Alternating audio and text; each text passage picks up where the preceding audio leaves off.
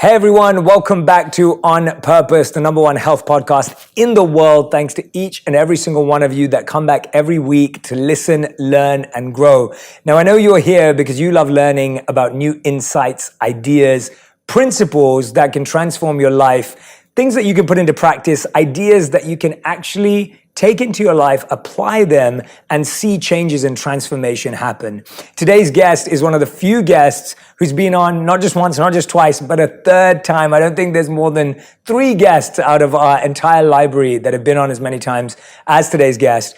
And I couldn't be more excited to talk to him. The first time I spoke to him, we were speaking about his book, Principles, an incredible book. If you haven't read it, highly recommend that you get it. Next time we spoke about his second book, Changing World Order. And the third one, this interview, we're talking about his new journal called My Principles. I've been flicking through this over the past few days since I've had it. And it has given me so much self-awareness that I already believe I have, but the opportunity to reflect on it again and again consistently makes a huge difference. Of course, I'm talking about the one and only Ray Dalio. Ray, thank you for being here. Thank you for doing this. Jay, it's such a pleasure. All of these times, I love it. Yeah, it's a joy to see you after 3 years. We did 1 digital interview, maybe even 2, I think we did in the middle of the pandemic. Maybe this is your 4th time, actually. Maybe I'm completely wrong. But either way, I'm just always grateful to be in your presence. I learned so much from you. I remember, I want to share this because the first time I met you, I'd heard so much about you, and you know your reputation precedes you, and you have this huge brand beyond just. I'm not talking about brand in terms of social media. I think in the business world, and I had no idea what you were going to be like, and I was nervous. It was 3 years ago, but that was early in my career of doing this, and I was thinking to myself, I was like, what's he going to be like? I have no idea. How should I behave around him? And then you came in, and you were the most charming, disarming individual that I'd met. You're so comfortable to be around. I was telling my whole team that I was like, you forget everything in your presence. You make everyone feel very comfortable, very respected, very wanted and very valued. And I think that's a huge gift. So I wanted to say that because I probably have not told you that. But yes, 3 years ago, I was very nervous. Well, there are times where there's an esprit de corps, that there are similar values, that you're going after similar things, and you can also play jazz together. It's almost like when we're right now, it's almost like we can be playing together. Yeah, right? I love that. And we have that. So yeah. I have the same respect, and so let's go play some jazz. Yeah, let's do it. I was going to ask you, do you remember the first time you ever felt fear meeting someone? Because I know you talk a lot about the truth and fearlessness, but yeah, was there ever a time when you remember meeting a mentor, a business person, a person in your world where you felt a sense of fear and how you dealt with that? My reactions tend to be more like excitement. There's a nervous excitement. Yes, nervous excitement is probably the right word. Yes, yeah. Yes. Because I'm walking in and I'm thinking, okay, wow, okay. But it's a little bit like life, The question at certain moments is that excitement?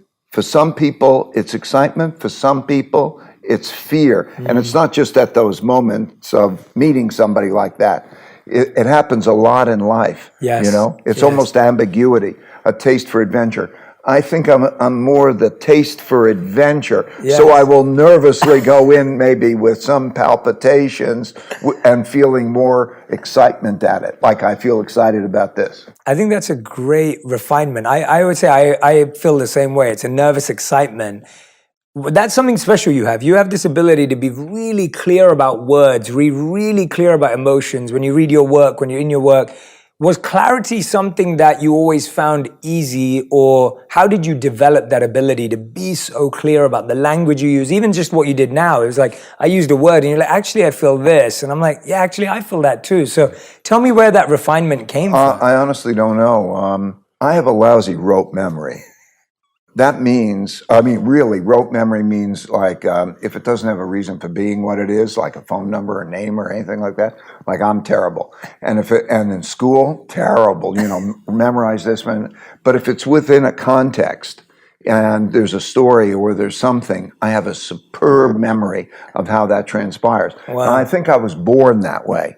And so by being born that way, I'm wondering, does that enter into this particular question?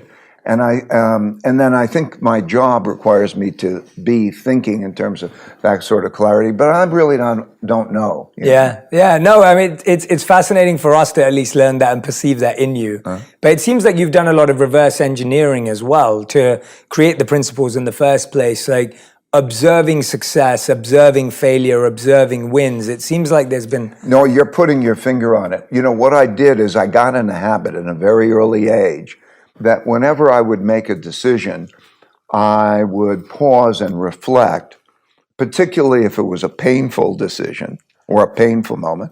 I'd pause and reflect. I have a principle: pain plus reflection equals progress. And then I would write down my reflections. That's why the journal. I would literally use a journal. This journal, by the way, is connected to an app that facilitates that. And that's what I want to pass along.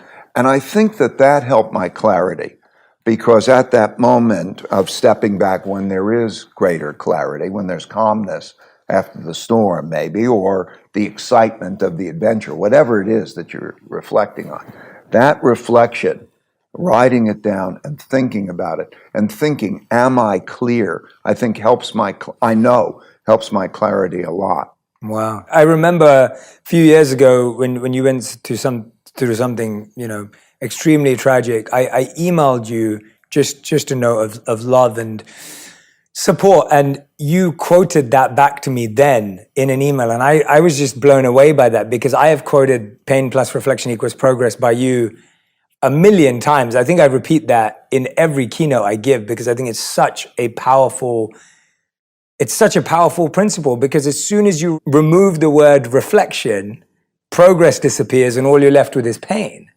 And when you repeated that back to me in that moment, I thought, wow, like to remember that principle in this moment requires so much, just so much depth. And I was truly blown away by that, because it's one thing writing it and it's another thing living it. The incident that you're referring to is the worst thing that could ever have happened to me.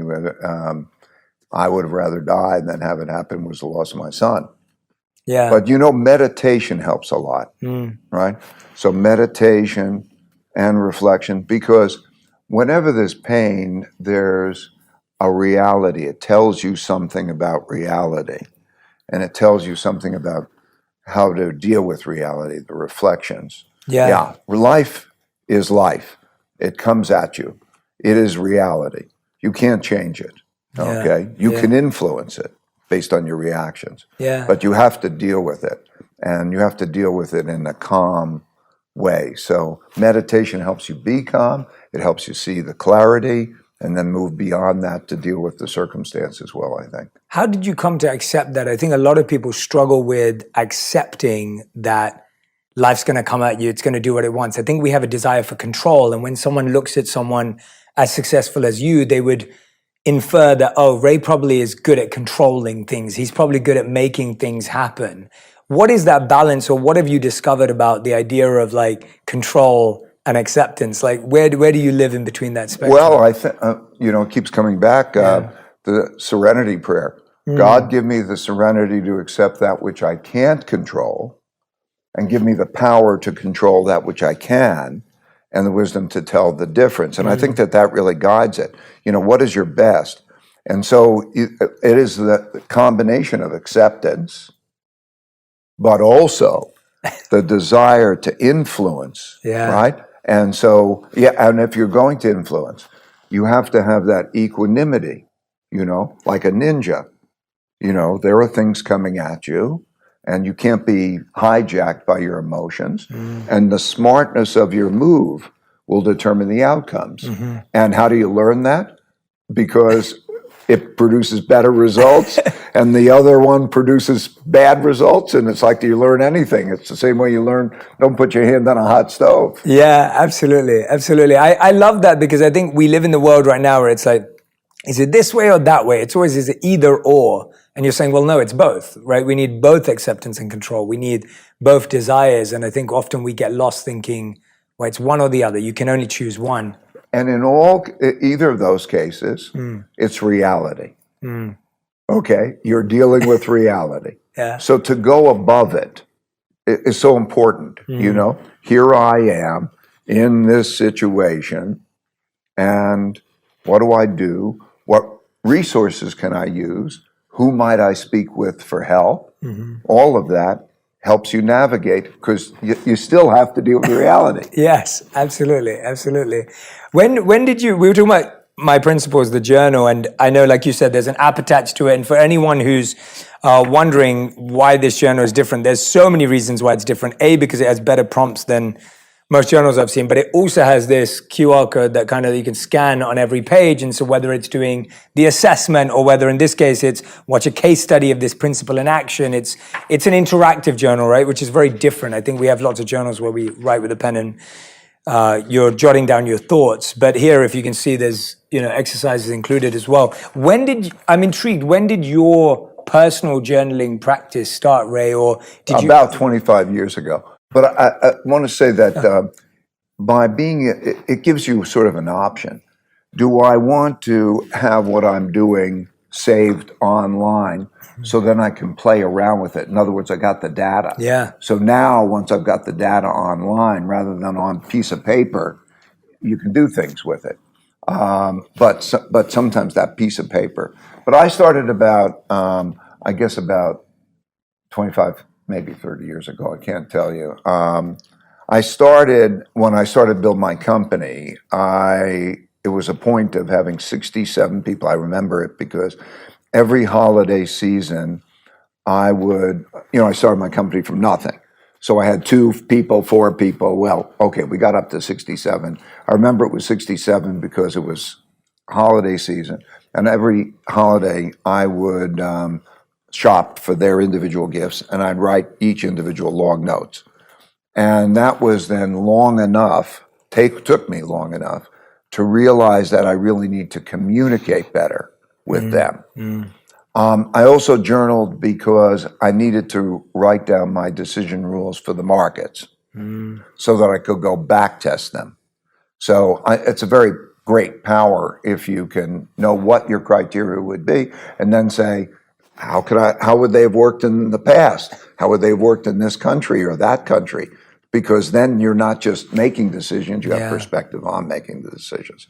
So those 2 things together got me into journaling. I wanted the world, my people I worked with, we went up to 1,500 people. How do you communicate in a really good way? And it wasn't just journaling, but then also I would combine the journaling with videos of cases. My culture was to have meaningful work and meaningful relationships through radical truthfulness and radical transparency. So what we would do is video everything or tape everything for everybody to see, so that way they could see it. And so by taking the principles and putting them together with the situations, it was fabulous exposure. So everybody was always informed, and they were going through like this reality TV type experience. And then they would give answers as they were going through the experience, because that way they would have that experience. But imagine a reality TV experience, but it's your reality around you, and then you're making this input.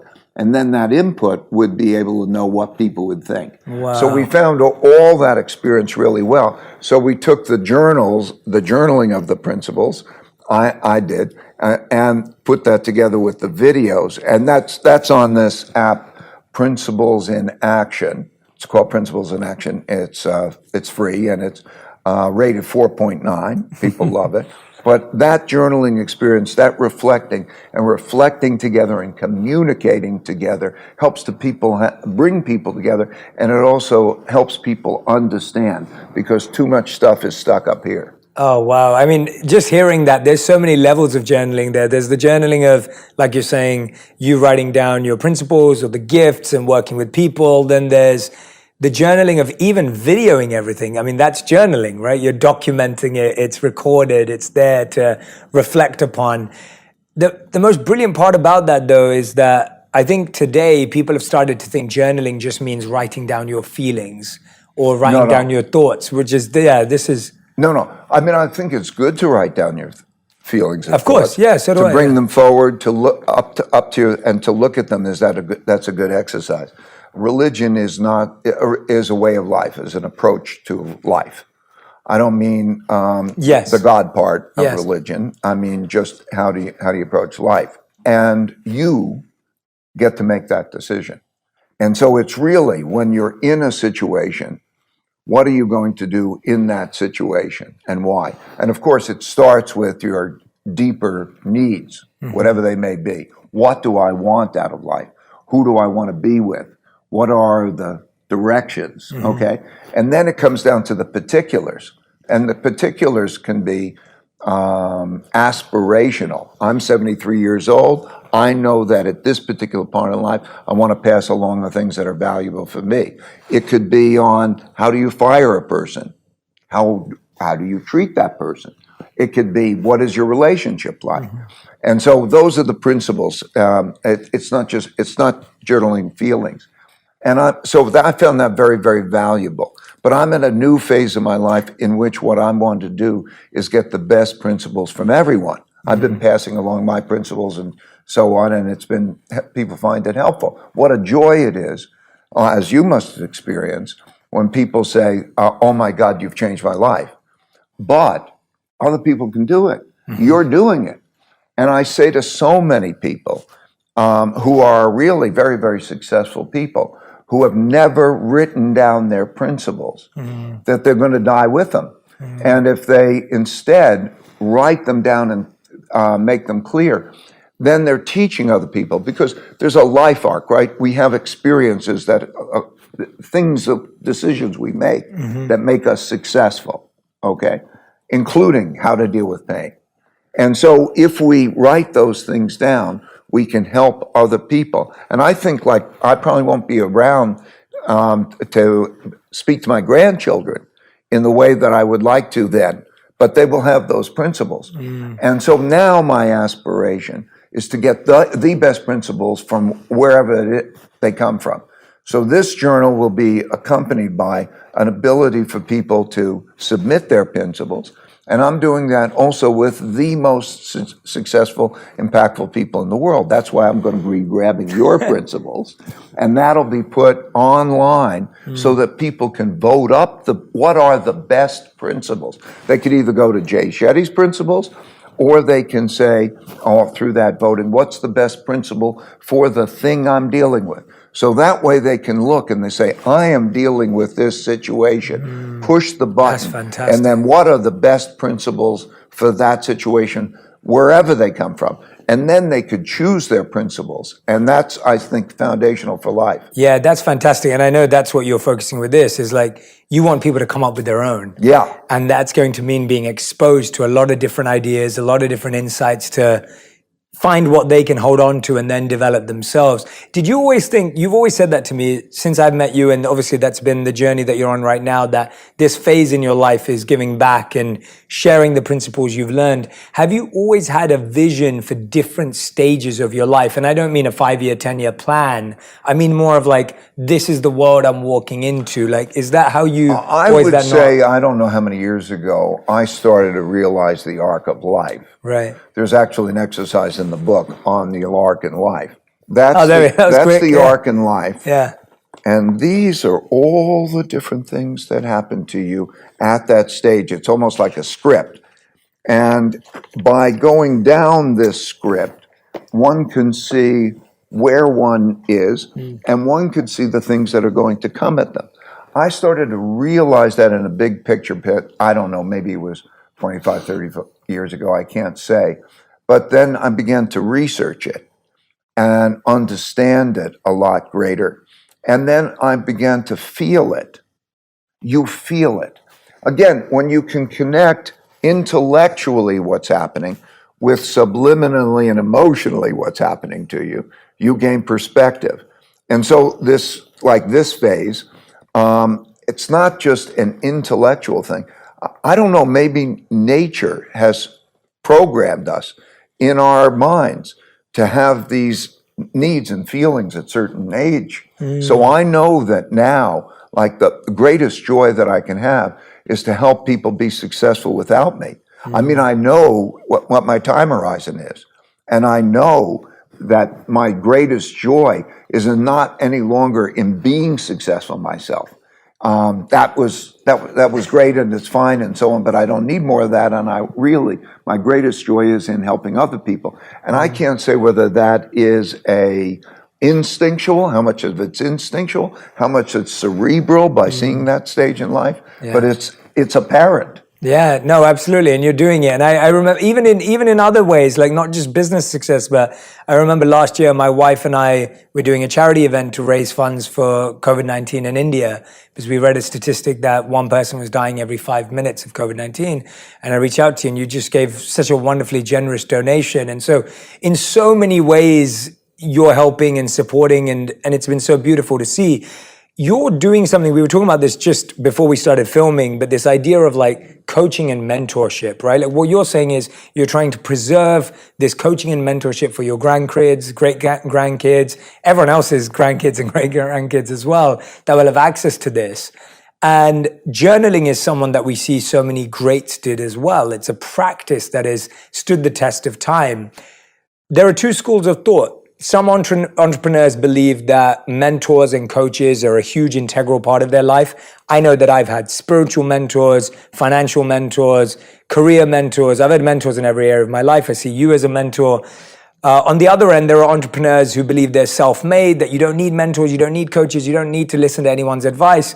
Where do you sit on that, and how do you help young people navigate that today? Because I think a lot of people are stuck trying to figure it out, or they're not doing either properly as well. The second group is stupid. But just be clear, okay? That was very radically transparent. I just want to be clear. They may confuse the fact that they may have good instincts. They have to make their own decisions. They can be independent thinkers that might do controversial things in order to be successful. That all is true, okay? That all is true. But the perspectives gained, the learning, the wisdom that is gained, the open-mindedness, the power of stress testing your ideas. I say that I think everybody to be successful should be assertive and open-minded at the same time. People ask, well, what does that merely mean? It means you have to believe, you have to understand, and at the same time, you have to doubt and pull out and get the questions so that you stress test it and that you're learning, right? Yes, yes. And so there's a great power in getting the other perspectives. You know, a triangulation for me is the key to success, one of the keys to success. Triangulation, I mean, get the three smartest people that you know who will care about you, but will disagree with you, will stress test you, and have those conversations. And I like to have them disagree with each other. Yeah. So I'll bring them into a room and we'll have a conversation. Yeah. And then, okay, do the back and forth. You want to learn about anything, like I have big initiatives and where I don't know anything. And I have found that if I follow that approach by getting the best experts and I do that, I can go into things with the guidance. So it's so obviously stupid, I think, or so obviously beneficial to be able to draw upon the best thinking and then not to just blindly believe. Of course. So when I say it, be assertive and open-minded at the same time. Don't just follow, okay? Do the back and forth, hear the disagreements, and then resolve the disagreements. It's an extremely powerful approach. Yeah, no, there was this amazing study I read a few years ago in MIT where they said that MIT did a study on the most innovative people inside an organization. And they showed two graphs to people and they said, who do you think is more innovative? And in graph number one, it was where one person is connected to lots of different people like this. And then graph two was people connected to people, and then the people they knew were connected to each other. And they asked, who do you think is more innovative? And most people said the second. I don't know if that's because people don't know how to read graphs or whether people really thought it was.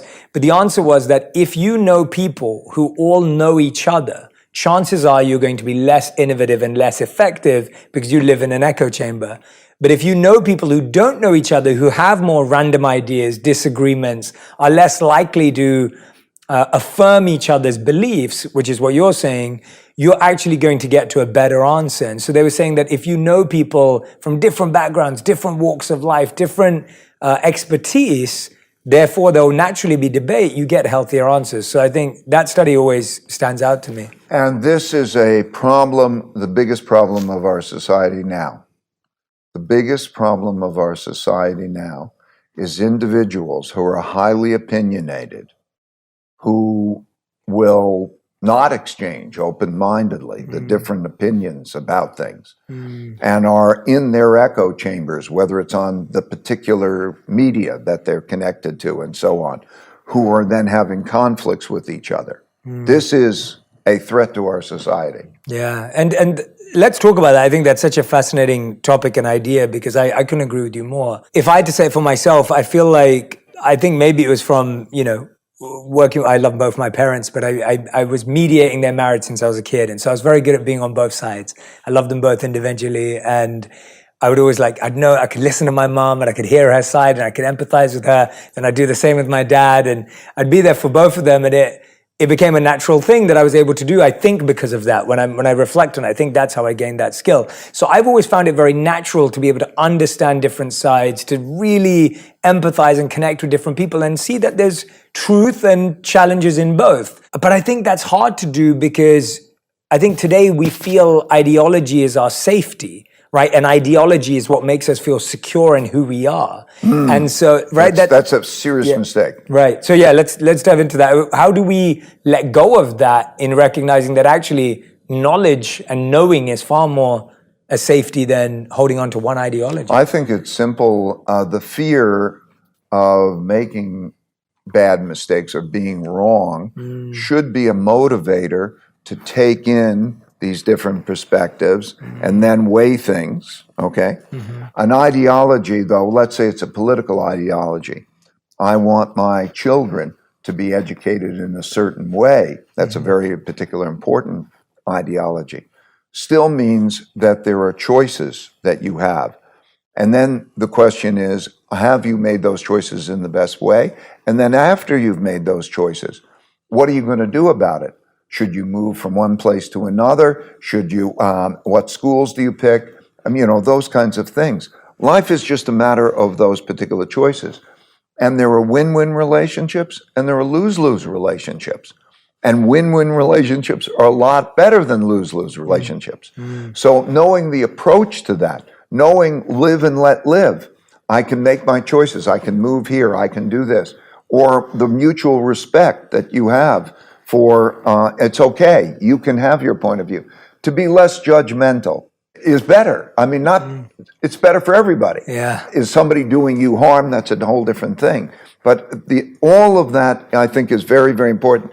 The art of thoughtful disagreement is the basis of a very innovative and also harmonious society. If you want to have an innovative, harmonious society, you have to have the art of thoughtful disagreement. And the mediator is a very important role that you play.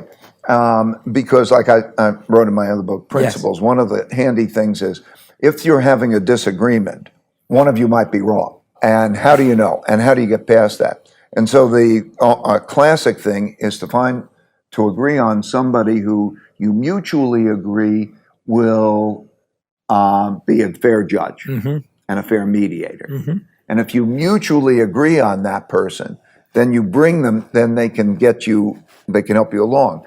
And the exercise of going above it and saying, okay, here's this disagreement, and how do we deal with disagreement and are each other related to the disagreement? That is a good perspective to have. Yeah. And so I think that as we look at all those things, I think that it's so clear that approaches like that and perspectives like that are very, very helpful. Yeah, and I love how you call it an art, because I remember when I was in my high school, I was part of my debating team at school.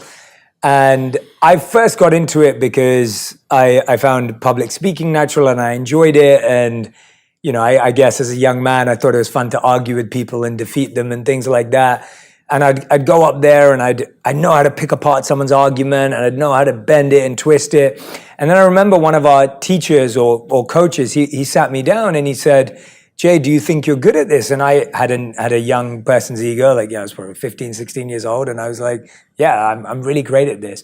And he said, well, actually, you are just winning because you're good at arguing. But he goes, you don't actually know how to debate. And I said, what do you mean? And he said, well, you're debating based on why your point is better. But he goes, you don't know the other person's point well enough.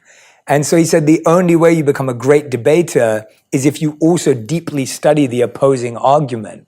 He goes, you can't just win on the merit of your argument. You have to actually understand where that person's coming from. And it changed my whole view of debate. Yes, I'll take that and I'll go one step further. Oh, I'd love for you to, yeah.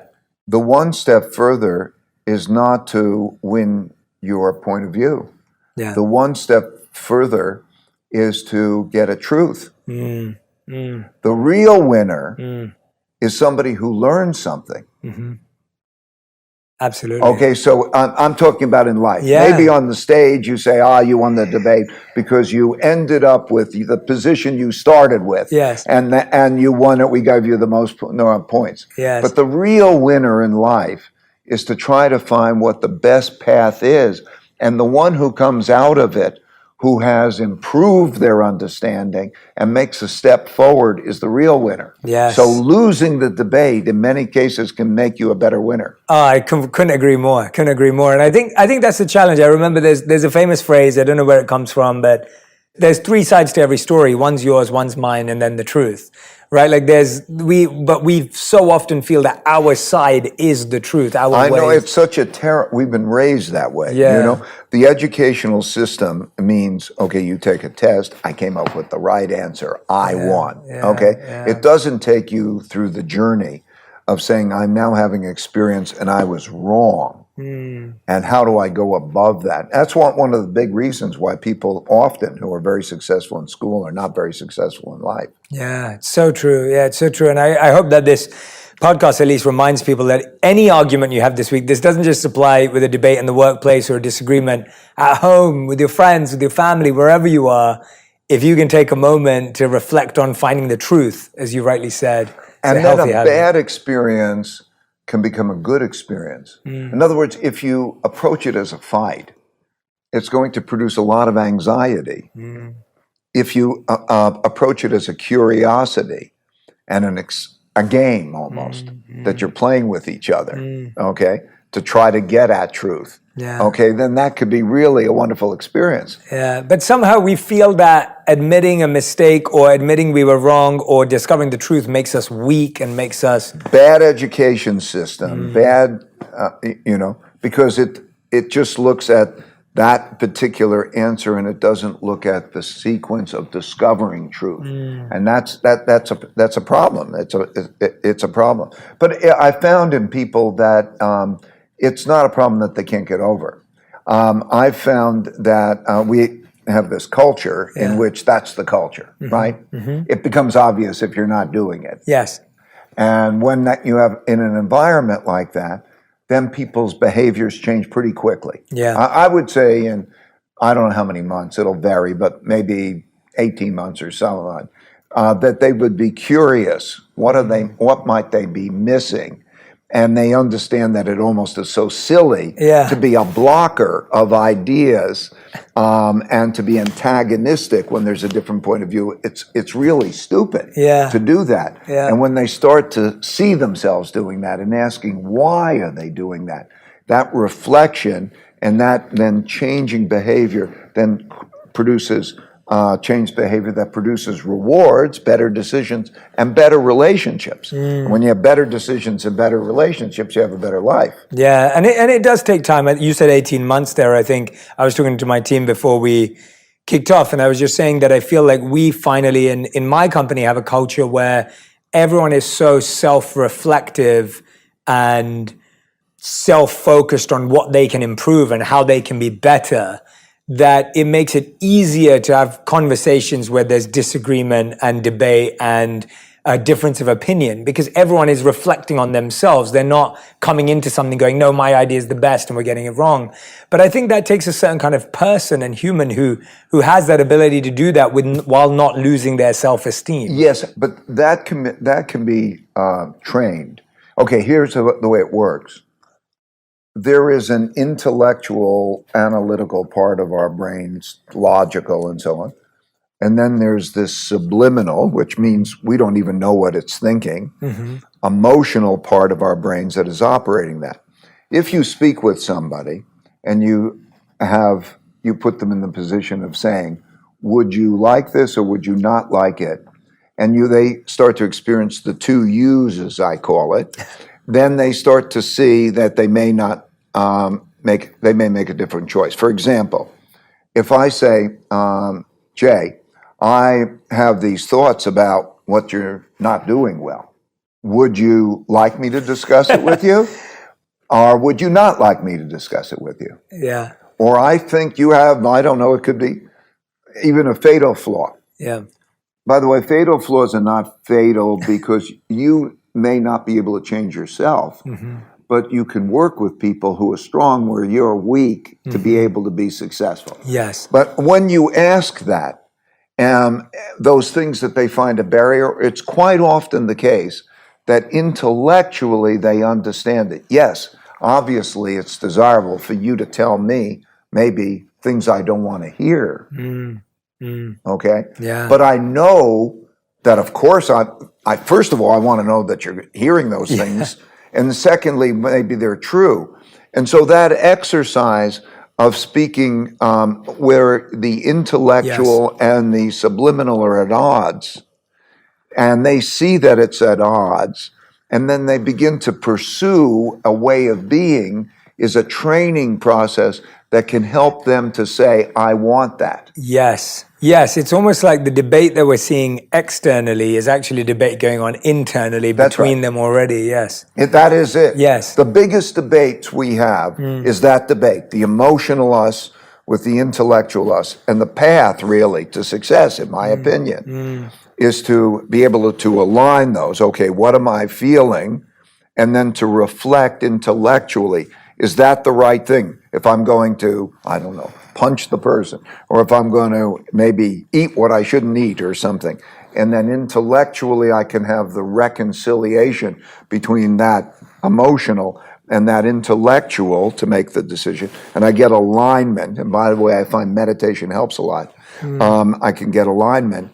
And then I can take that view that I have and then triangulate it with others. The probability of me making a much better decision has increased immensely. And all success in life is making the better decisions. Absolutely. Yeah, absolutely. It's really interesting the path that we've gone down, and I love it. When you said jazz, it's like it's definitely been like that because we've gone down a completely different direction, which I love. But you said something. You was like, this is one of the biggest challenges in society today. What are some of the challenges you see in society that we should be addressing at the core? Because this isn't just going into like the current events. It's really looking at root challenges that we have. I've been in global macro investor for about over 50 years. And one of the things that I learned in my life is that many of the things that surprised me just hadn't happened to me before, but they happened many times in history. So by studying history, I could then do well. So for example, studying the Great Depression allowed me to do very well in the 2008 financial crisis. What's happening now is allowing me to do very well when others are having problems because of things that are happening in the past. The three big things, and there are a couple more too, but the three big things that are happening to us is first the financial that's happening at a macro level, which is the creation of a lot of debt and the printing of a lot of money to pay for that debt. So you don't pay it back with hard dollars and so on. And that's putting a lot of money out there, and that's producing the stagflation that we have. And the magnitudes of that are unprecedented. You have to go back to the 1930s to see something like that. And so the value of money and what you do with money and its economic impact affects everybody. The second big influence is the amount of internal conflict that is existing because of large wealth gaps, the largest wealth gaps since the 1930s, the largest values gaps. And then this intransigent win at all cost type of mentality, which is reflected in populism. In other words, a populist is a political representative who says, I will fight for you and win at all cost. And that means not compromising. And that win at all cost is why you see the January 6th incidents and things like that. We may be in a position where neither side in the next presidential election accepts losing in the next presidential election. That conflict produces the most irreconcilable differences and people who are in that mindset. And that is what causes civil wars, types of civil wars. You can easily imagine that the central government might give directions to the local government or people, and they say, I'm not going to follow that law. You might see the Supreme Court, you may not find that. And that's a world problem right now. So that second problem is a problem. It's particularly a problem when you have the first problem, because the first problem produces financial problems, which produces stress and antagonism, and says this wealth gap or whatever it is, values gap, I'm going to fight for. You have the second, that's dangerous. And the third is the rise of powers. The United States is no longer the dominant power. In other words, if you look at the percentage share of world GDP or military superiority and those types of things. And so you have these rising powers and the United States, and so you have bigger powers in bigger conflicts. We see it obviously with Russia today, but we see it with China and so on. And so the whole geographic world order is changing. All of these things make for greater conflict, right? The financial conflict, the financial pain, how do I deal with inflation? Where should I keep my money? It's not the same. How do I deal with that? Together with the internal conflict and that external conflict produces a very stressful and risky period for the world. We are in a risky period in the world. And so those are, from the macro, bigger perspective, the biggest influences. When I studied this, I studied the last 500 years of history, and to see the arcs, because the arcs typically take 100 or 150 years to have an arc, a big cycle. And so I needed to study the 500 years, and I put it out in a book, Changing World Order. And there's also a video, free video online. 24 million people seen it. It's easy to see because I wanted to convey the message. And you see those arcs repeating over time for certain reasons. I think it's very important that people understand those arcs. And then again, with the equanimity and the other things that we're talking about, approach that set of circumstances. So that's the mix of circumstances that I would say creates the environment that we're in. And the key to any environment is to know how to navigate it well. So in that book, I wrote different principles of, how do you deal with that kind of an environment. I'm not saying that environment, there's nothing sure in what I'm saying. Yeah, of course, yeah. But it does come back to some basics. And those basics are, how are people with each other? How am I going to be with you? Can we have thoughtful disagreement? Can we have compromise? Can we have a country in which we are more together, that more and fight, and to understand how that choice, that together figuring it out, is going to be a whole lot better than fighting with each other. Yeah, and I think that's the challenge we're seeing, is this massive disparity between the challenge getting more and more extreme and our skills still being at the same level. Like that ability to have that conversation or that debate or that disagreement, the skill level we have is so low. That's right. And you see by studying the French Revolution, the Chinese Revolution, the Russian Revolution, all of these Cuban revolutions and so on, when it starts to intensify, you get past the point of listening to each other, and then you go into the fighting mode. And that's a cycle.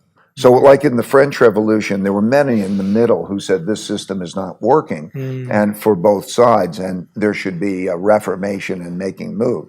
But if you were in the middle, you were guillotined, or anyone in the middle, you have to pick a side and fight. Wow. And that's the nature of that dynamic.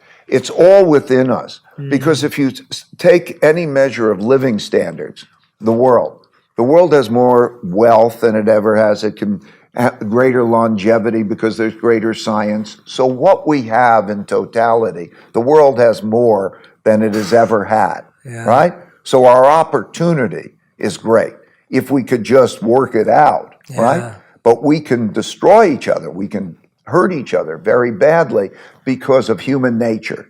And it's the same human nature that existed through time. There are lessons. Just don't do this. Yeah, I mean, when you say that, I start thinking of when you're studying history and you're studying those 500 years, and I'm going to ask you this in a second, but there was an example that came to my mind. I was thinking about like, where did someone get it right, or where is their progress as well in history? And I recently got to visit Rwanda, and I would never thought I would have visited, and it wasn't part of my plans. I went because one of my friends opened up a conservation center for the environment and for gorillas, and it's a beautiful space out there. So I went there, and we got to trek with the gorillas every day and walk with them, and it's a really beautiful thing because you're walking with them in the wild. They're not, kept in a zoo or anywhere like that. They're in their home, and you get to go and observe them in their home. But more importantly, I went to the Genocide Memorial Museum there. And the genocide was just 20 years ago. And you learn about the two tribes that, completely, I think 1 million people died in the genocide out of the 10 million population that the country has. So it's huge, right? And what I was blown away by was I met with some of the survivors and I sat with them because I was just curious and intrigued because everyone there now has let go of the names of the tribes. They've let go of the heritage almost from their parents. Most of these people's parents would have killed each other. It's a very a violent environment, but there's such a healing, there's such a forgiveness, there's such a path to letting go. Now, of course, there's other challenges that are going on in the country and poverty, etc. But the leadership has spearheaded this journey towards collective conscience and bringing people together and recognizing that we're more alike than we are different. And I was just astounded at how a country 20 years ago in that much turmoil is rising from that. Did you find any examples in history where people did have positive mediation? Well, what you're describing is the typical cycle. So I'm just going to make clear what the typical cycle is. The typical cycle is that you have a war, a civil war or an international war, that you have a fight for power. And then you have a horrendous experience, okay? And then out of that comes a new order. Oh, gosh. Comes a new system. Somebody is dominant. Like a Spanish Civil War is brothers fighting each other and so on, a horrendous experience. And then some force gains the power, wins, and it becomes such a horrendous experience. The French Civil War, all of these civil wars, they become such a horrendous experience that nobody wants it again. And so the pendulum swings so that you then don't have a war. So, for example, my father and that generation fought in a war, okay? In the beginning parts of these wars, they're into the war. They're brave and they're going to go there. And then the war is so horrendous and it goes on so long. And by the way, it's a great equalizer. They destroy wealth, so wealth equality then becomes greater. And they go into that environment, and then it ends. And then when it ends, there's so much hurting and so much not wanting war that you come to a period of peace and prosperity. And the cycle goes for peace and prosperity. And then a new generation comes along, okay, who has not experienced the war, and then comes into that and says, we will fight, and so on. Like our generation has not experienced those things, and yet they're intransigent in terms of those fights. And many people could say, hell yes, I'm going to fight. And then you go through that cycle. Wow. So that's how the cycle normally works. How do we then make sure that people understand the ramifications and consequences? I think that's when I put out the book, because I want people to worry about this. I have a principle. If you worry, you don't have to worry. And if you don't worry, you need to worry. Okay? Yeah. If you worry, then you will take care not to do the thing you're worrying about. Yeah. If you don't worry about it, you're probably going to do it. Okay? So when I look at the set of circumstances, I believe that we as a society are at a juncture. We recognize that there's conflict, or can we have win-win relationships? Can we compromise? Can we have this together? Can we work well together or not?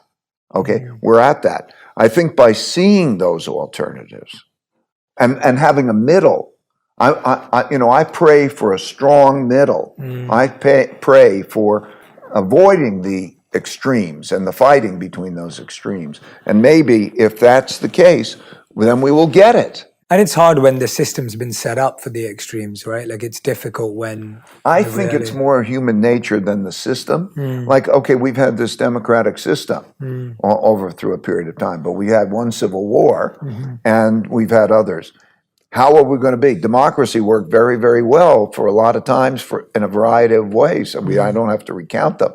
But at the same time, the history of democracy in cycles, Plato in his book, The Republic, tells about these cycles over and over again. Yeah. And the real risk to democracy is anarchy, because you can't have strong leadership, because everybody's fighting over everything, and it produces a chaos. And that chaos becomes intolerable, and everybody wants to fight, and then you have the fight. So I think it's more human nature than a system. Yeah. Human nature just goes in that direction regardless. It's also like people who didn't have anything and are broke and are in the worst possible positions, and a society that likes that, and then they come out and then they work well together, they make things, and then they can become decadent. The society can become decadent. I think our society is decadent now. I think it's got a problem in that the lower levels of society, I have intimate contact through my wife particularly, who is helping what is called disengaged and disconnected population of high school students in Connecticut. Those are students who disconnected means they're no longer in school, they are out, they don't know where they are. And disengaged means that they have an absentee rate of greater than 25% and they're failing classes. 22% of the high school students in Connecticut are one of those. 1 out of 5, education isn't working. They're living in poverty. We have created a self-reinforcing cycle that in children we didn't create an acceptable bottom. You create a situation where children, guns and gangs, and children can't walk to school safely. Shootings regularly in Hartford, Connecticut, Bridgeport, Connecticut, just right up the road from us, exists. Pockets throughout this, and then equal opportunity.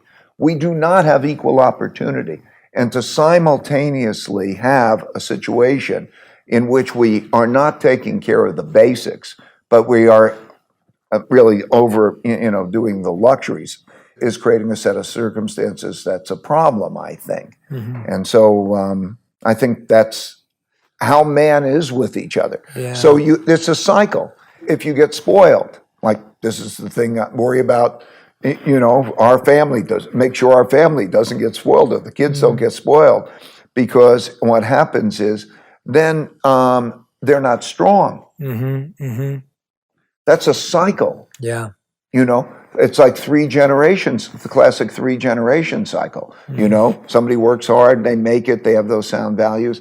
Then what happens is then they inherit it, and then they are in a position where they don't have the same, and they're spoiled, and they say, I don't have to work as hard. I'm living off of what I've got, and why don't I enjoy life, and so on. And then while people around them maybe are suffering, and I see it. I live in Greenwich, Connecticut. It's Bridgeport, Connecticut. People just don't have contact. They don't see it. Yeah. And so there are these cycles that happen. Many of them, they coincide. The cycle that I'm talking about attitude, about protecting, and how do we make a good society for the most thing. Let's say the basic idea that we should strive for equal opportunity. Yes. I mean, that's a fundamental thing, equal opportunity, right? but that doesn't become the banner that either is pursuing. So these cycles of conflict, wealth gaps, and all of those things exist. Yeah, it seems like to me when I hear that, it perpetuates and the cycle continues because it seems that not enough people have experience. Exactly. Right, yeah. The cycle lasts longer than a lifetime. So you're only going to experience that piece of the cycle in your lifetime, right? Wars, depressions, okay, they happen throughout history. Are we not going to go into a war again? Are we not going to have another depression? That's, of course, at some point we're going to have those things, okay? But we were lucky. 1945 was the end of the last war. We began a new era. We had this cycle in which things got better and better, and there was equality, better equality. I know the world I was born into. I was lucky. I was born in 1949. I had two parents who could take care of me. I went to a public school, and I came out to a world which for me was a world of equal opportunity, okay? When you have those types of things. And then things evolve, and we're in a very different part of the cycle now. The amount of printing of money, the internal conflict, the external conflict, those types of things. We're in a different environment now, and we have to recognize that. And why? We never experienced it. Yeah. If we experienced it and had that terror for it, or the choice of what could be, the joy of the alternative, we would be in a different position. Yeah, it also sounds like we haven't experienced that, but we also haven't experienced what it feels like to live in a culture of higher values, right? So like when you were talking about earlier, and I'm going a bit more micro, but to take it macro again, when you said, we created an organization where it's about meaningful work, meaningful relationships, radical transparency. If you've never worked in a culture like that, you don't know the value of it. And therefore you naturally have a culture of disagreement, arguments, disconnection. And so it's almost like, how do we get to a point where everyone does it? Like you'll always go, and I'm going very micro here, but you'll always go for the junk food unless you've had healthy, tasty food, right? It's just natural because we've been programmed to look for sugars, carbs, fats. You'll go for that unless you've had healthy, tasty food accessible. Yes. And so on a macro level, the challenge again comes that if you have junk values and you have healthy values, you naturally go for the junk values because that's what served you. And so it's like, how do you give people at scale an experience of how living with equal opportunity or other healthy values is actually better for everyone, right? Like how do we do that? Is that possible? Is that the goal? Is that not the goal? I think it's the same as good parenting, good mentoring, and the good work that you're doing, right? There are people on this broadcast, and you're helping a lot of people. And I'm trying in my way to do the same. And then it's up here, comes in here, and then it has to be that visceral experience it so that you start to experience the rewards of it so that you're afraid of not doing it, right? Habit, okay? I talked about 18 months. Okay, you can change the behavior in 18 months. By and large, behavioral change is like an 18-month thing. If you take somebody, Alcoholics Anonymous, or if you take other things, can you develop the subliminal cue that you're working off of to produce a reaction that becomes instinctual? So you do it. That is the path. And wherever it comes from, whether it's coming from this, that, whatever we're doing, and then action that's taken to change one's habit and then experience the rewards of it, that, that's the cycle. I'm just answering you scientifically, right? I'm psychologically, scientifically, that's what it is. It's not a philosophical answer, it's just the way it is. Yeah, no, but that's what it is. It's building a new culture, and the culture starts with each individual building it within themselves. Right, and so you're making another good point. It's those things that I just said in a reinforcing environment in which others share those things. And then it makes it the better because that group reinforcing it, which is a culture, has a great, great power over what's going to happen. Culture is destiny. Culture is destiny. Wow. What are some of the things that you think are, after all these years, after all this study, after all this research, have become healthy things to aspire for. I think to be a human means to aspire. Like we're always seeking, aspiring, wanting something. What do you think are healthy things, or how can people discover? Because I think we all, everyone could go down the path and think, okay, there was a time, it's what you said, like there was a time when all I wanted was money or success. And then often when people get that, they go, well, that was good, but that wasn't it. Is the goal to just seek and aspire for what you feel at the time and then change it when you get there because you realize that wasn't it? Or are there certain healthy characteristics or values that you think people can aspire for? I do agree on the journey and the evolutionary process of, in other words, you go after something, you experience it, you learn, and you evolve, and so it's. I believe it's an evolutionary process. Yes. Okay, so I think it is evolve well and contribute to evolution. If I was to say for me, what my aspiration is evolve well and contribute to evolution. To know yourself. That's why to know yourself means know your nature. I put out a free test for everybody who wants it. It's called Principles U. Yes. It's the universally determined like the most effective test. Principles U. It's free online. You can go online and understand yourself, and it helps you understand other types of people. So knowing one's nature and then finding the path for that nature is a very important thing. And number 3, I would say, is meaningful work and meaningful relationships.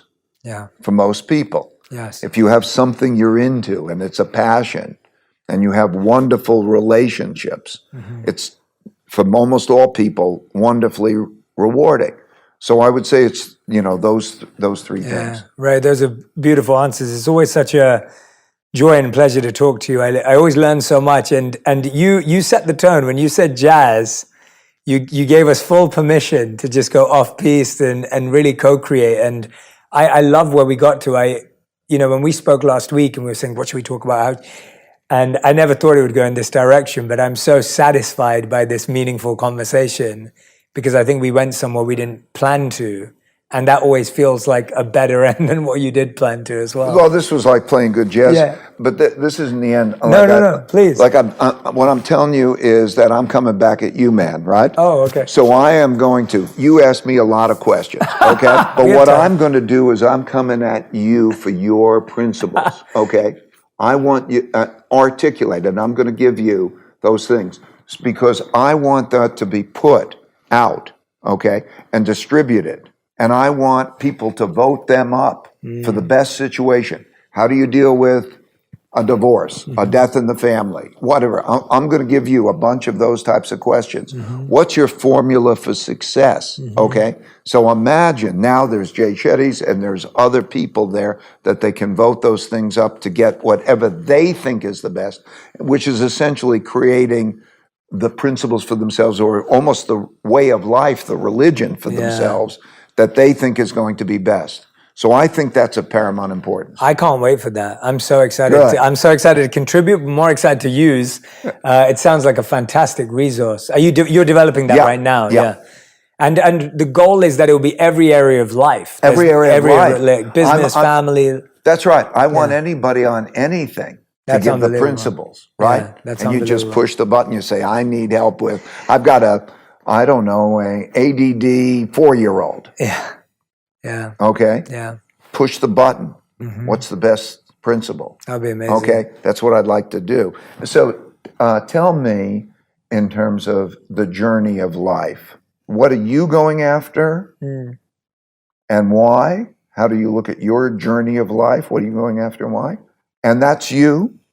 And then what do you think other people should do for their journey of life? Because they may go after different things.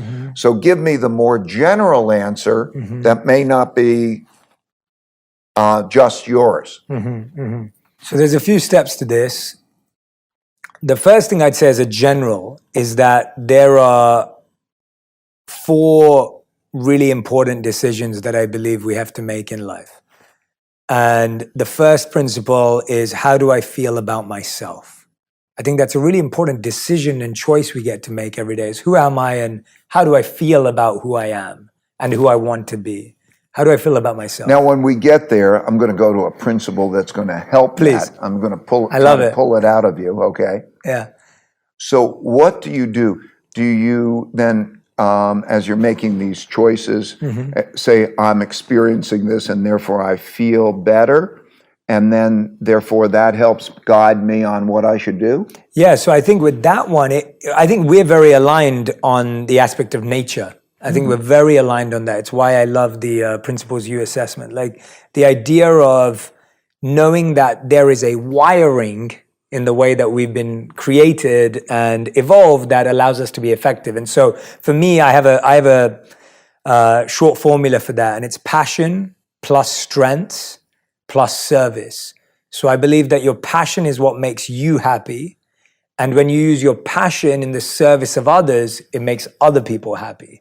And so when you add your passion to your strengths and you add it to service or contribution, it equals what? It equals purpose. Okay, purpose. It equals purpose, yeah. Okay, so people have to have a purpose, okay? And that equals the passion plus the strength plus contribution or service, the ability to use that in the service of others. Okay, there we go. Yeah. There's a formula there.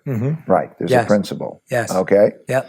That's the general. That's the general. Like that's only the first decision, and that's the formula for the first decision. Overarching. Yeah. Like that for me has been my dedication is to help people figure out their purpose, because I believe that if we have people of purpose, they'll be better people, they'll be better partners, they'll be better parents, they'll be better professionals, because I think what's missing in the world is a feeling of individual and collective value. I see. And then they know that they're getting it because of how they feel about themselves.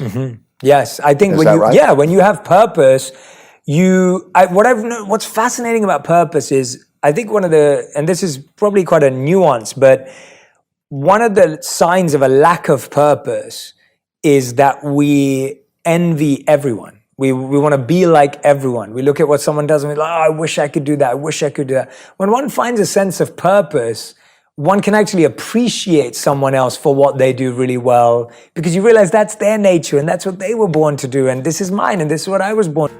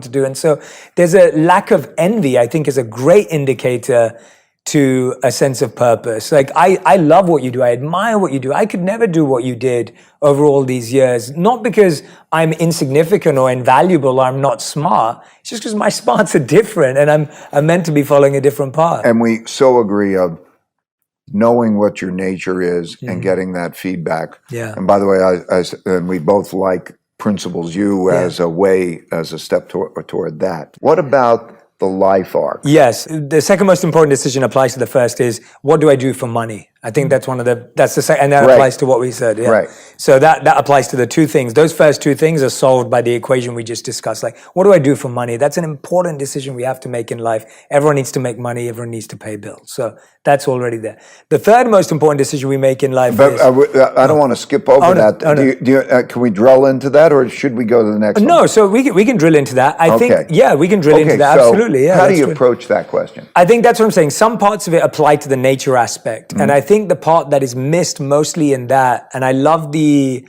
author of Flow who talked about the beautiful synergy between our challenge and our skills. So he said that we experience flow when our challenge meets our skills. When our skills are high and our challenge is low, we feel bored, we feel disconnected, we feel disengaged. But when our challenge is high and our skills are low, we feel depressed, we feel lost, we feel confused. And so if we want to experience flow in life, we have to find where our skills meet our challenge. And to me, that's where what we do for money, I think one of the biggest mistakes we make is today people are only focusing on passion and not building their skills and their strengths. And so to me, when you're figuring out what you want to do for money, you have to figure out what skill am I willing to get really good at? What am I genuinely willing to discipline myself to become phenomenal at? Right. And So if I can do that, then that's a good thing you're to make money saying, from. and which I agree with, and as we covered, know your nature and discover it along the way. But also, for me, it's if I can make my work and passion the same thing and not forget about the money part, Yes. then I am going to probably be successful because I'll be happy. I'll also be good at what I'm doing. Yes. And the money part is an important part that you can't forget about. Absolutely. Absolutely. I think another principle ideally is to be self-sufficient plus. What I mean by self-sufficient plus is that you're not dependent on the money coming from anybody else if you can. Yes. Right? Yes. That because you then have, if it doesn't come from anyone else in that way, first you're raising yourself to the level to be self-sufficient. And I don't really care whether that's at a high level of income or a low level of income. The important thing is that you're happy, that you pursue goals Yes. and that happiness and that particular thing. But if you're self-sufficient, plus it means you're free, you're self-sufficient, and it means also that you can help others because you got some plus. What are your thoughts about where that's one of mine? Yeah. What about yours in terms of that measurement about money? How do you approach money? What is the right amount of money? Yeah, I would say that we're very aligned. I think the right amount of money is what's right for you and what you're creating. But I love the self-sufficient plus because I had this conversation. I had to really rewire my relationship with money as I grew older because I was kind of trained to believe that I always needed just enough. I always grew up with just enough. I saw zero in my bank. I started working when I was 14 and saw zero in my bank account for many, many years. And that was fine. It was like, okay, I had just enough. I paid for that thing. Okay, if I have zero, that's good. Like I lived like that from 14 to 21. And then when I went back into the world of work, I just realized how that was not the way to live. And it wasn't I lived that way because I had luxuries. It was just what I had. It wasn't that I was wasting money. It was just that I never knew how to make it, keep it, save it, invest it. And so when I rewired my relationship with money, I love self-sufficiency plus because to me, I also realized that being able to contribute, being able to give back, being able to pass on was such a healthy part of it. But so often we're trained that simplicity is having enough for yourself. But having enough should include being able to also give, whatever that may be. Same experience happened to me, and we're talking about the life arc. Like for me, up until, I guess it was certainly my early 20s, I was exactly like you. Like, I like to do the things I like to do. If I've got enough money to do them, I'm having a blast. I don't need any more than that. Yes. And then I got to a point where I started to calculate how many weeks I could live if not a dollar came in. Okay, if I could live, can I live a month? Can I live 12 months? Yes. I would calculate if I'm spending it this and I have this, and I wanted to live, have enough freedom of that worry that I could have that amount. And I got to the point where it was about 3 years. If I could have 3 years that I knew like I'm downtime, and that gives me enough wiggle room. And so I started to realize that if I took the amount of money I had by the rate at which I spent it, and I calculated how long it would last, that gave me that kind of perspective. Yes. And then I have a family. Yeah. And then as I start to think of the family, that number changes. And of course, like you say, everybody then is an investor. Correct.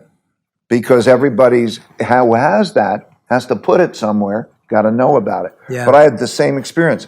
I think that experience is part of the life arc. Yes. You know, in the earlier part of your life. It's reassuring to hear that. Yeah. It's normal. Then you get to a certain other part of your life. Yeah, and I think the other thing for me and the measure that I give people is that, let's say when you start your working life, hopefully it isn't this case, but I think for the majority of people it will be, when you first start your career, 100% of your time at work is potentially doing something you don't love. And I think that's good for you. Yeah, that's good for you. It's important. It builds resilience, it builds character, it's great. But I think success and happiness to me is that as life goes on, that percentage starts to get lower and lower. Well, and lower. I think it is. I think it's just that you do things, for me anyway, yeah. It's that I do things that I don't love because I get things that I love more. Yes, I couldn't agree more. I say that about my life today when everyone's like, oh, Jay, you must love your life. And I'm like, I do plenty of things that I don't love to do in order to make time and space to do what I love to do and do more of. I fully agree. But I think that percentage needs to shift because you don't want 100% of your time at work to be doing something you don't love. Another principle I would say, and I want to get your thoughts, I'm going to pull out your principle, is own it and don't be the victim. What I mean. Yes. That person who describes, this terrible thing and also tends to blame others.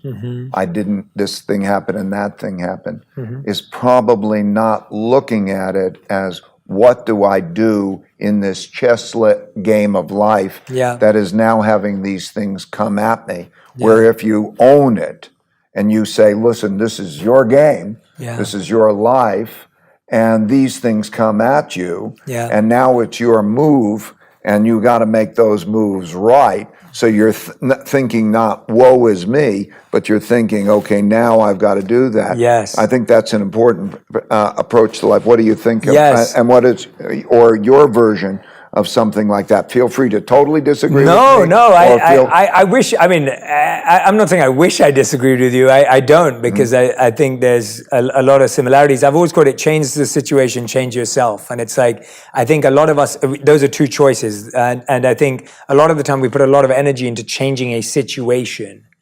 And to me, that's a lot of the time that's out of our control, what we were discussing. Like, I can't decide the weather today. I can't decide whether someone's going to like me because of how I behave with them. I can't change someone's complete energy or aura towards me. I can't always change the situation, but I can change how I view it. I can change myself. And Wayne Dyer had a beautiful statement where he said that when we change the way we look at things, the things we look at change.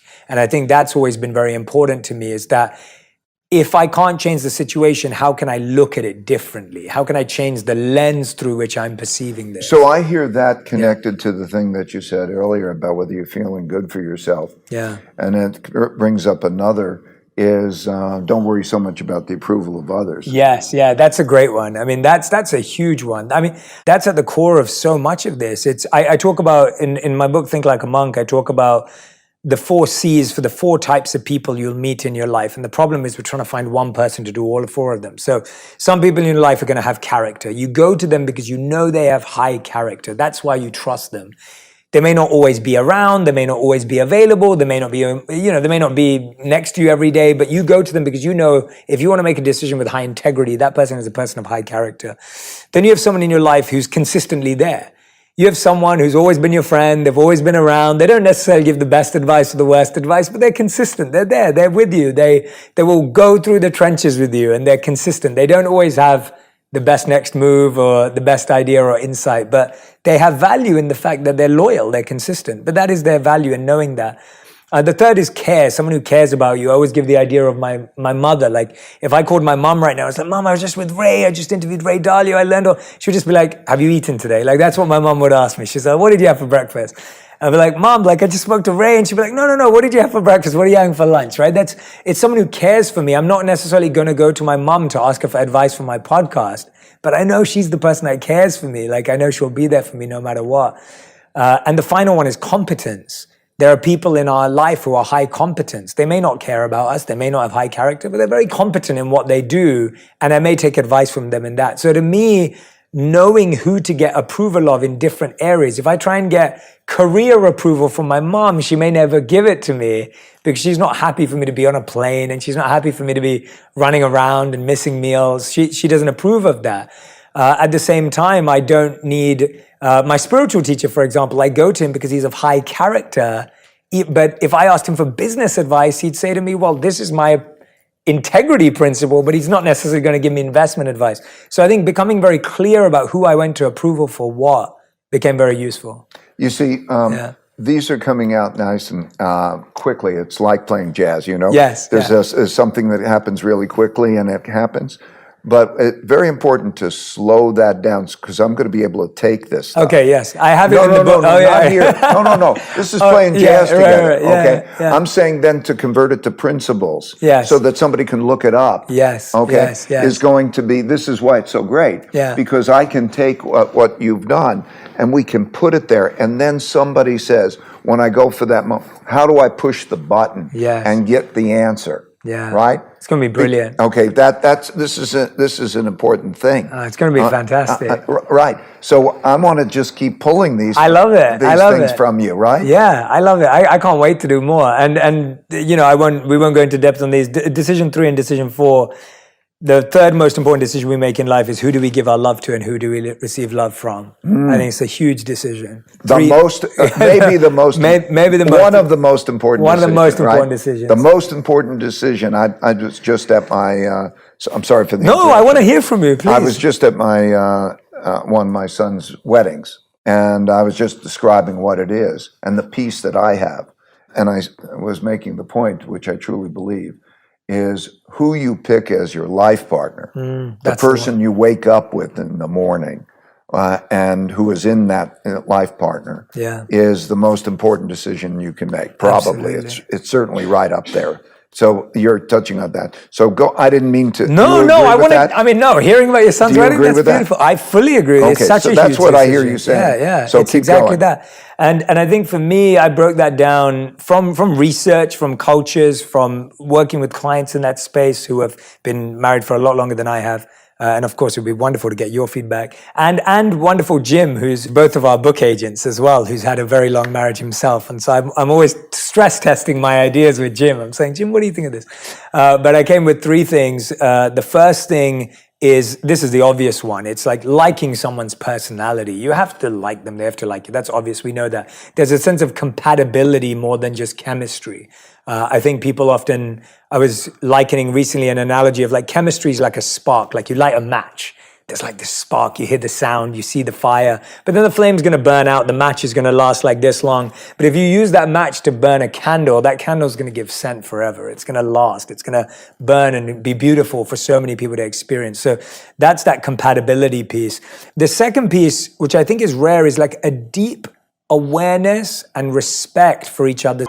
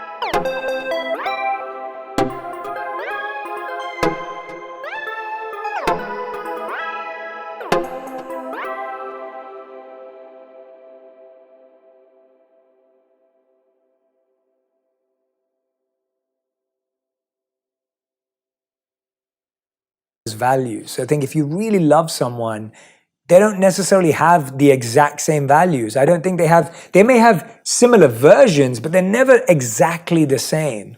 And I think respecting and being aware and encouraging the other person towards their values is really healthy. So I always give the example of me and my wife. My wife, her first value is family. That's her number one value.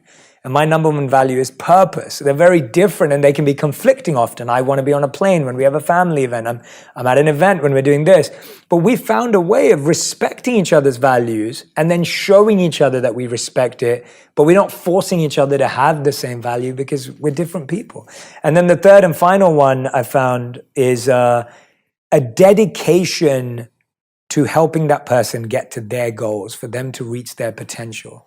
That I love you so much that I'm going to help you get to your goal, not my projection of who you should be or who I wish for you to be, but who you want to be. I'm going to help you, because I think that's the greatest act of love, is that if you really love someone, you want to see them become the best version. Well, I'm very excited about taking these and putting them in the writing and pushing the buttons so everybody can. I'm excited. And they're all in my new book, 8 Rules of Love. So that comes out next year, 31st January. What is it called? 8 Rules of Love. Okay, it's interesting. And so there's 8 in there. Have you taken the test, the 5 types of love? I have, yes. Yes, Yeah. very good. It's a great test, yeah.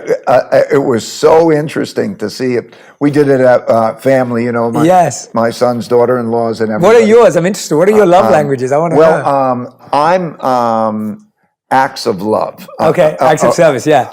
I am not the compliments. Yes. Yeah, not words of affirmation. Yeah. I'm not words of affirmation. Right, yeah. right? Yeah. Don't give me the words. Okay. Good to know. And it's so interesting because I see it all the time in our relationship. Yes. So being able to articulate that. Yes. I forgot what the other ones are. There's words of affirmation, acts of service, gifts, touch, and time. And time. Quality time, yeah. Yeah, quality time. Yeah. That's important too. But I see it when we did the little test and we did it, we could see where sometimes it was going like that. Yes, yeah. Oh yeah, completely. It can be totally opposite. Yeah. In other words, I'm giving you something. Yeah. And you're not appreciating it because you're looking for the other type. Exactly. And it's so handy to do. Absolutely. And these personality profile tests are valuable in finding out our nature and operating that way. So I'm looking forward to your book. No, thank you. I think what you're doing in extracting principles and putting them in one place, I think that's really special because, if I went through my first book and now my second book, there's so many principles in there. But like you said, you have to flick pages to find them. To be able to just search into an engine is a brilliant idea. I created what I call a coach, and it's in this app, Principles for Action. And the way it works is, because I was thinking, what do I need an answer to? And then it gets you to the right principle. Yeah. Because if you have a book of principles, you don't have that access.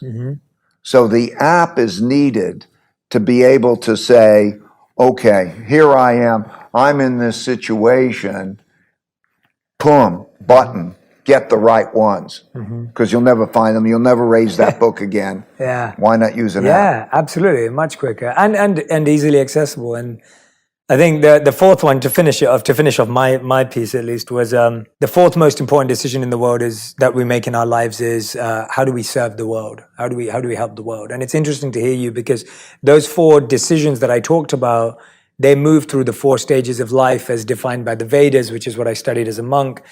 And so the 4 stages, which I've reconfigured into my language, are love yourself, love others, heal from pain, and then love the world. And I feel like that's the journey that we're being encouraged to go on in life. Is we first have to learn to love ourselves. Second, we learn to love others, wives, kids, families. Third, we have to actually heal from the pain of love, because sometimes love can, there's a few thorns along the way, there's a few challenges, and I feel sometimes we hold on to that bitterness. And when you cure that bitterness, you actually get the ability to love everyone you meet, and love the world. So the 4th stage is, how do we learn to serve the world? How do we contribute to the world, which you're demonstrating at this stage in your life where you're like, I want to give back, I want to help. And so that's the 4th one. And it's so wise. I think that I didn't really appreciate in the middle part of my life the power of love. I think that there's accomplishment and you're focusing on accomplishment. Yeah. And sometimes that has conflict and you do the conflict. But you don't realize how enjoyable love is, how enjoyable giving love is and receiving love is, or being in a loving community which is also one of the reasons that the environment that I perceive now is so repugnant to me. Mm-hmm. Because it has so much, the opposite of love. It has so much hate. It has so much anger. It has so much fighting in it that's so destructive, that's so toxic. So that love and a society that has that, it is true that the greatest joy you get is that experience of helping others and them and the connections and all of that. And it produces an environment that you want to be in. Absolutely, absolutely. And I think that for those who are listening and love feels ethereal or elusive, I think as a basic, for me, love is like safety plus understanding, right? If someone feels safe and someone feels understood, that is the beginning of love. It isn't love in itself, but people need to feel a sense like I feel safe with you and I feel understood by you. You know, that's the beginnings of that feeling. And in a workplace, safety and understanding are very core aspects that could easily be implemented. And even in a relationship, family. My view of what love is that I feel what you feel so that it brings me happiness. Yeah. Because you have a relationship that, you're well. Yes. You're happy. Yes. And that brings me happiness. Yes. That's what. Yeah, that's beautiful. Yeah. Feeling other people's pain, feeling other people's love, like being able to have that ability. It hurts me. Yeah. Or it brings me joy. Yeah. Yeah. Yeah, that is love. Yeah. That is really beautiful. And yeah, I think that's what, it's so crazy. We've talked about so many different topics today, and it's amazing how love is that one unifying force that we're all seeking for. But it's almost like there's just we've created so many barriers to love because we think love makes us weaker to some degree. We feel that feeling someone else's pain or feeling someone else's joy somehow takes it away from us. And Think Like a Monk, I call it I say that there are unlimited seats in the theater of happiness, but we're living in a world that has made us believe there are a finite number of seats. Because now, if you want to go see a big sports game, there are a finite number of seats. There are a finite number of VIP tickets. And so that mindset has made us believe that even in the theater of happiness, there are a finite number of seats. But be reassured that your name is on a seat and you can claim it. No one else can have that seat. It's there waiting for you. Well, for me, love works in that it reinforces my well-being and it reinforces my joy. Because it's part of that evolutionary process, because I also get what your happiness is, and that's the sense. Because it's interesting, psychologists, in terms of what has produced happiness, they show that past a certain basic level of income or money, there's not a correlation between happiness and money. Yes. The highest is community across societies. If you have a sense of community, you have a higher level of happiness, you live longer, all of those things. That is love, that is connectivity. I think that's real power. Yeah, it's almost like saying it's not about the journey, it's not about the destination, it's about community. Like that's the key thing. Meaningful work and meaningful relationships is a powerful combination.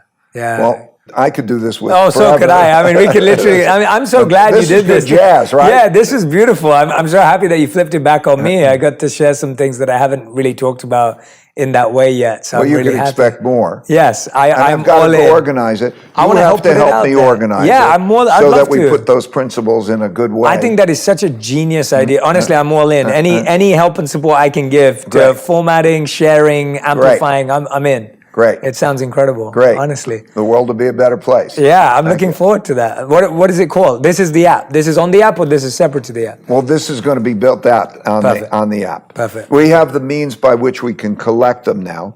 We haven't built the voting them up yet. Got it. So there's going to be connected to this. Yeah.